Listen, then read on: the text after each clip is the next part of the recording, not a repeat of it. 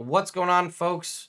Ted from Immersion here, and let's talk about more Wizards of the Coast lawsuits. This time, not in a questionable situation regarding people that they've hired to provide work for them, but rather to take down some pretty awful folks in the form of what is considered or often referred to as nuTSR.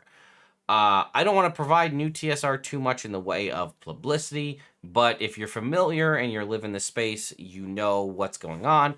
But this is essentially people trying to utilize the name TSR and the recognition that TSR provides to do new content for Dungeons and Dragons, but it is seemingly almost purposefully offensive.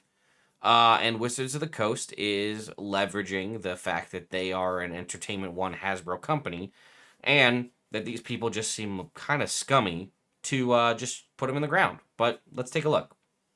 So here we have an article here where it says Wizards of the Coast files injunction against TSR Star Frontiers New Genesis. Wizards of the Coast files a preliminary injunction against TSR / Justin Lanaza in a bid to prevent further publication of Star Frontiers New Genesis.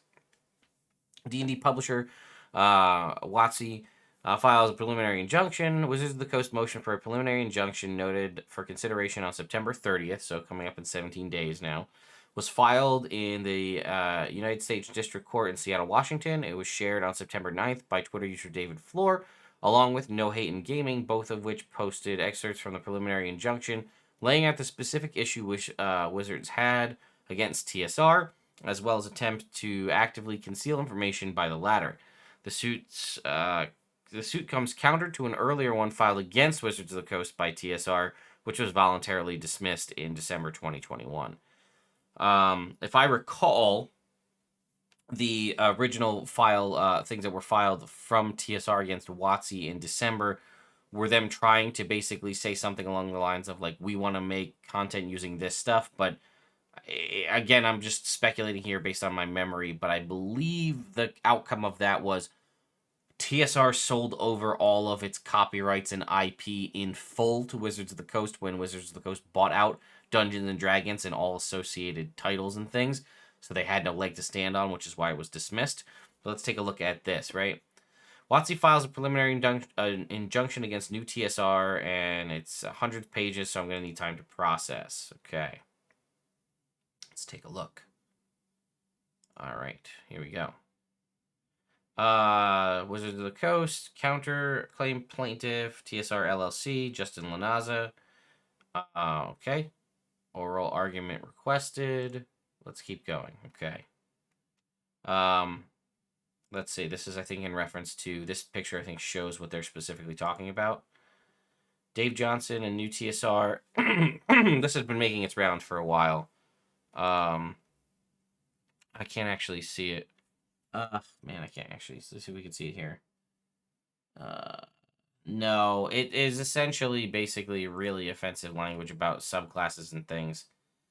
The beta document is included in the filing almost in its entirety and includes this is not to be given, released, and handed to anyone associated with Wizards of the Coast Hasbro comment. How did that work? What? Okay, let's look. Sorry, how'd that work out for you? Oh, no part of this beta manuscript is final. This is from the nuTSR filing. This is not to be given, released, and handed to anyone associated with Wizards of the Coast Hasbro. So the folks from TSR literally put in the playtest document that you can't provide this document to Wizards of the Coast. I mean, again, probably because, one, you're infringing on copyrights that you no longer own, and two, it's just blatantly offensive in many ways. I think even using Star Frontiers as a title is something that's owned by Wizards of the Coast. But yeah, here it is right here at the bottom. All right, point of note, WotC is explicitly calling out the forthcoming Star Frontiers New Genesis for despicable content. All right, here, let's see if we can read this one here. The plaintiff counterclaim dependents to be released. Star Frontiers New Genesis game contains despicable content, including blatantly racist and transphobic content. That is true if you saw the original things. Counterclaim defendants have distributed copies of its game for playtesting, and Dungeon Hobby Shop Museum's website has a listing of this game for sale, albeit with an out-of-stock description. WotC, or further known here as Wizards, moves to enjoin publication of any further distribution of Star Frontier's new Genesis game because it uses trademarks, like I said, belong to Wizards of the Coast, including Star Frontiers and TSR. Wizards owns TSR. They bought everything, right? Wizards would be irreparably harmed by the publication and distribution of this game using its trademarks because consumers may mistakenly associate Wizards with reprehensible content of the game, damaging its reputation and goodwill and undermining its efforts to foster a culture that embraces diversity around its games. The court should enter an order enjoining counterclaim defendants from any further publications or distribution of the Star Frontiers New Genesis game or any other product using Wizards marks.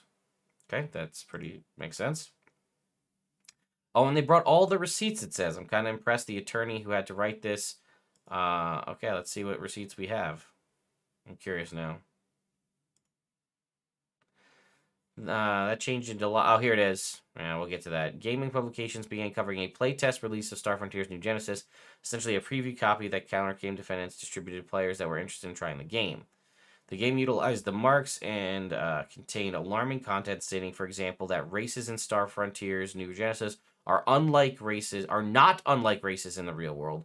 Some are better at certain things than others, and some races are superior than others. A, quote, Negro race is described as a sub-race in the game as having average intelligence with a maximum intelligence rating of 9, while the Norse race has a minimum intelligence of 13, and you can see that right here. That's what it was on that original document that I was trying to see that was too blurry. Okay. The game also describes latent issues with the certain races, like blacks having issues with... Oh my god, this is ridiculous. I don't even want to read this. And the playtest included a comment, should we make a trans-type race, maybe trans bots? I don't even want to read this anymore. This is ridiculous. Anyway, TSR Inc. was originally blah, blah, blah, blah. Wizards of the Coast, who dropped the TSR label from its games in 2000, allowed for the trademark to expire in the early 2000s. Since then, 2 companies have utilized the TSR trademark, most recently that run by Ernie Gygax, Justin Lanasa, and Steven Deinhardt.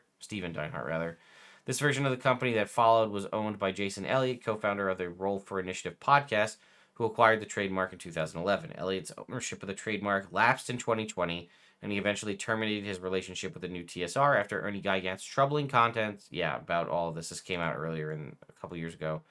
Race, gender identity, gun violence, as well as the company's reaction. Lanasa and Deinhardt's previous attempts to reboot the classic Star Frontiers franchise were complicated by WotC still owning all the properties, formerly owned by TSR, despite no longer owning the trademark to the company itself. This resulted in TSR launching a successful crowdfunding campaign to finance the original suit against WotC. After the first suit was dismissed, WotC announced it would file a countersuit, while Lanasa promised to refile the original.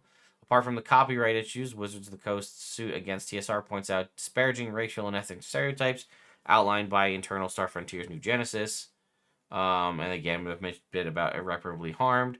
The beta manuscript for Star Frontiers New Genesis included a notice by TSR that is not to be handed out to Wizards of the Coast, which implies TSR had some understanding of the potential legal fallout caused by the publication of the game.